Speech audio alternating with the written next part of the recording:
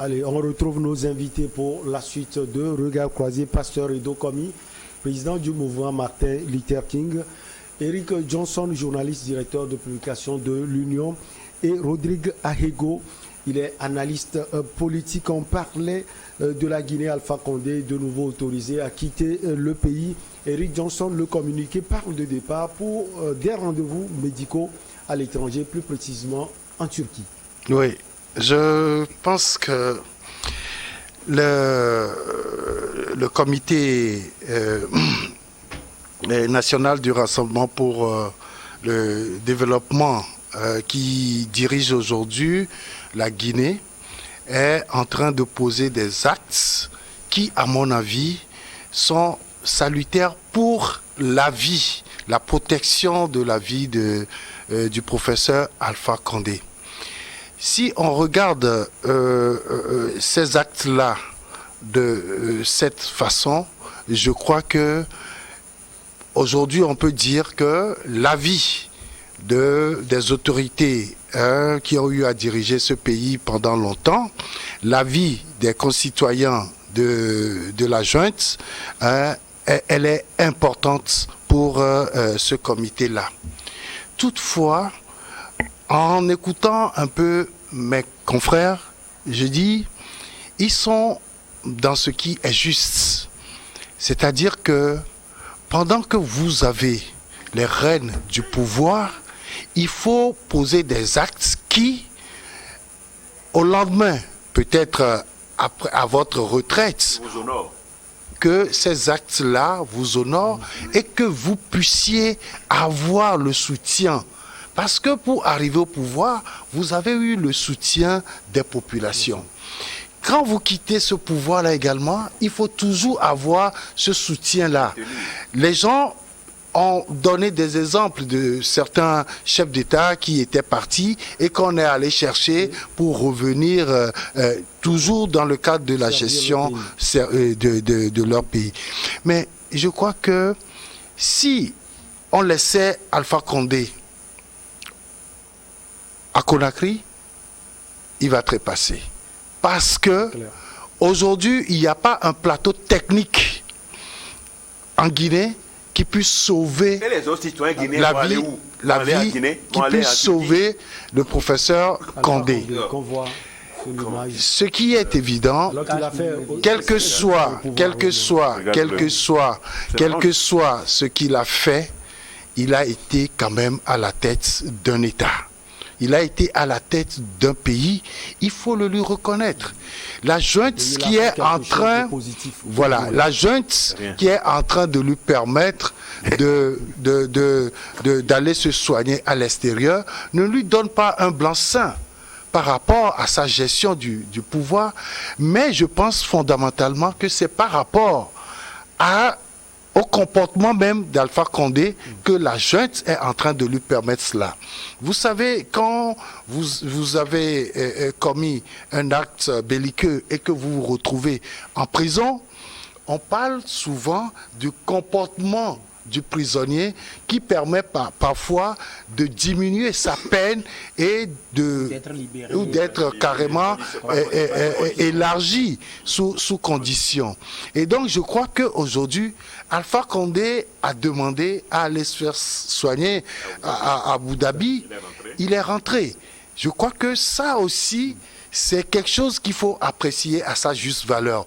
Parce que ça aurait été d'autres présidents comme, excusez-moi, le IBK, qui a finalement fini sa vie à l'extérieur de son pays, alors qu'il devait rentrer dans son pays, répondre de ses actes.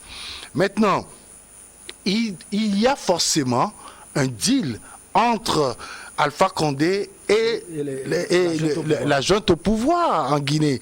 Sinon, la junte aussi ne peut pas prendre ce risque de l'envoyer à l'extérieur pour qu'il ne revienne pas. Parce qu'il doit répondre.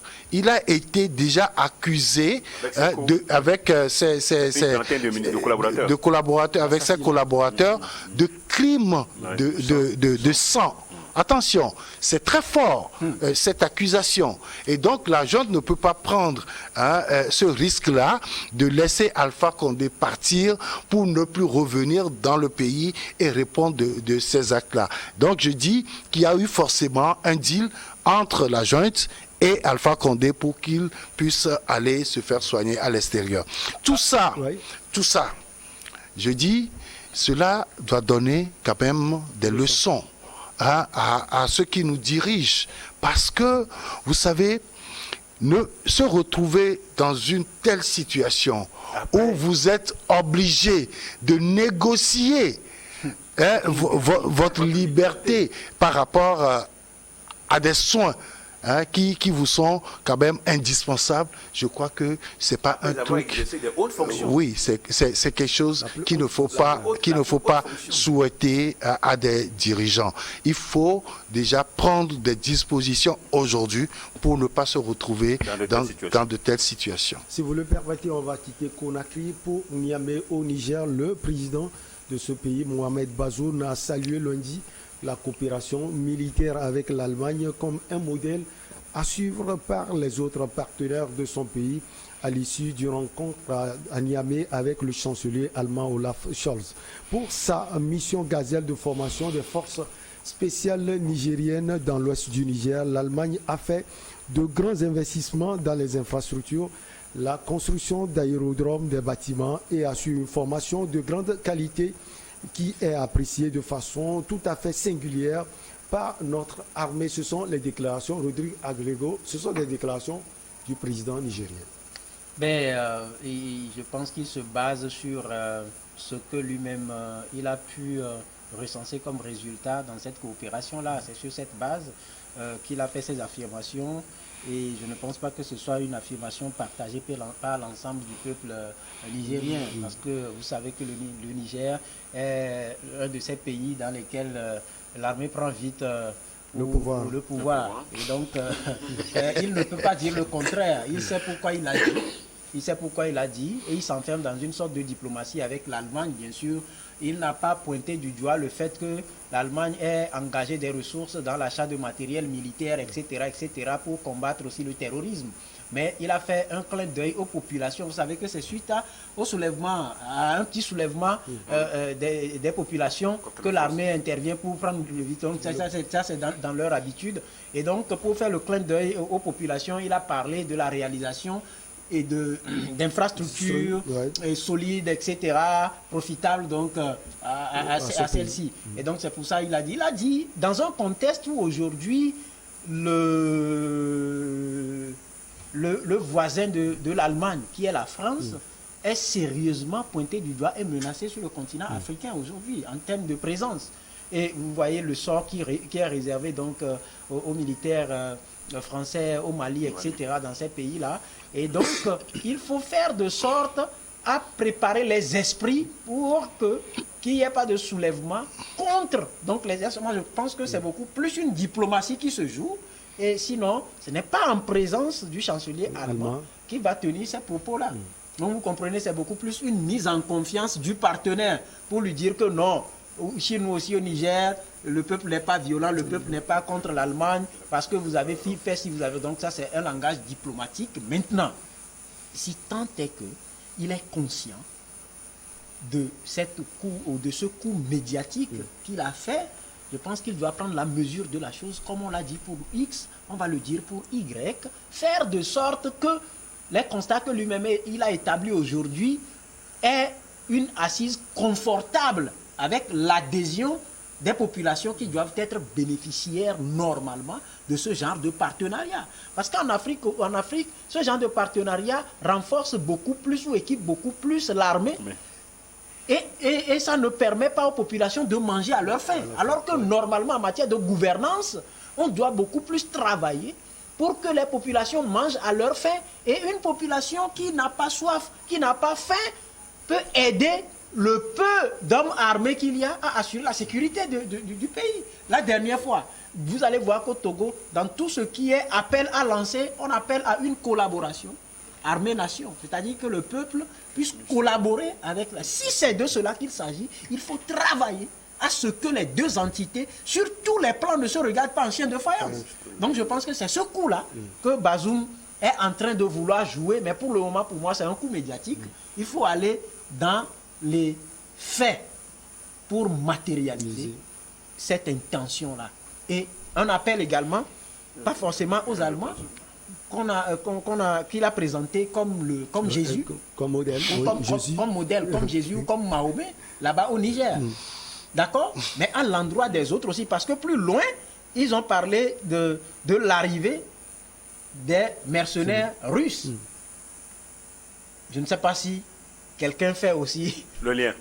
Oui, justement, c'est le lien. Cette question que j'allais vous poser, bien, tu as juste trouvé. Le chef de l'État nigérien a souhaité même une prolongation de la mission Gazelle qui s'achève fin 2022.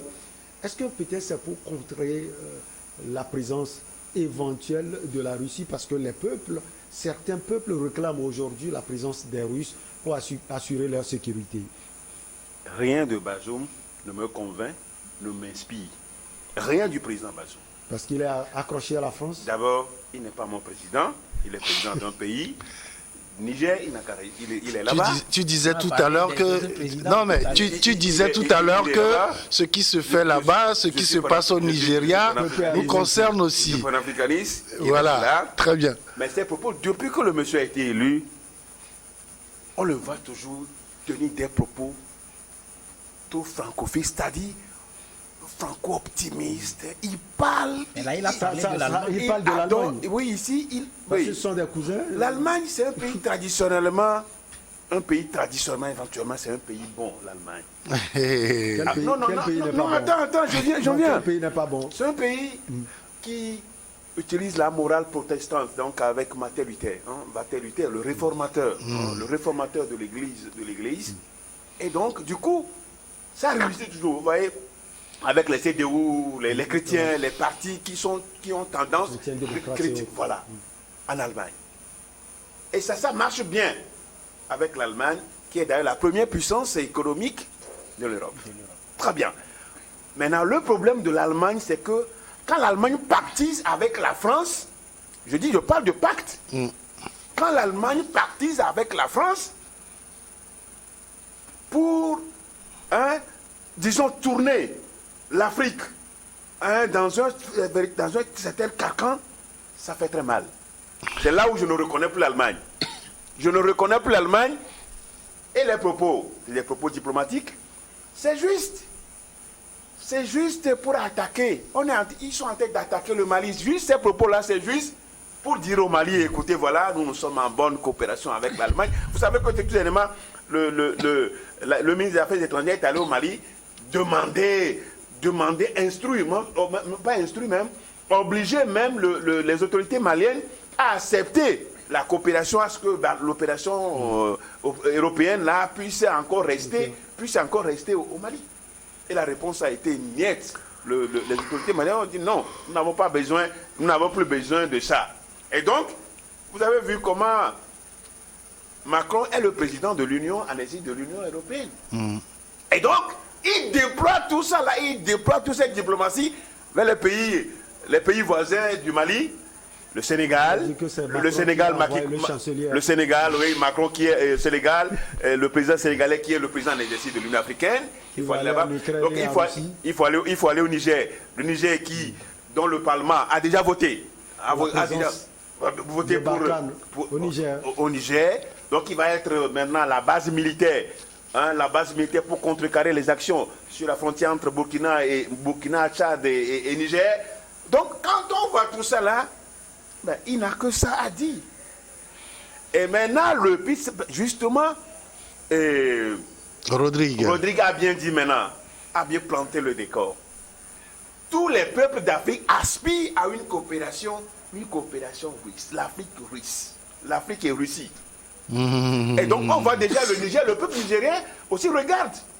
Ça, ce sont quelques manifestants. On ne peut pas dire que c'est tout le peuple nigérien. Oui, même si on peut pas dire que c'est tout le peuple malien, tous les peuples d'Afrique. Parce que moi je dis que je parle toujours d'une transition. Aujourd'hui nous sommes en transition. cette transition dont nous quittons. Nous abandonnons carrément la France. Il faut carrément abandonner. Il faut laisser la France de côté. Il y a eu des manifestations pro... Au Tchad. Ouais, au Tchad. Au Tchad. Ouais. Ouais, on sait. Mais ce qui m'intéresse, c'est les manifestations contre la France qui m'intéressent. Ceux qui sont pro, là, on sait comment les manigances. Mais la France a aussi déboule de l'argent aujourd'hui pour que les gens parlent bien d'elle. Comme la Russie aussi. Bon, en tout cas, la Russie aussi. moi, je parle de la Russie. Je n'ai jamais reçu un rond. Je ne suis pas dans cette Vous dynamique. avez reçu un rond de la France? Non. Écoutez, Non, c'est une question. Non, je dis non.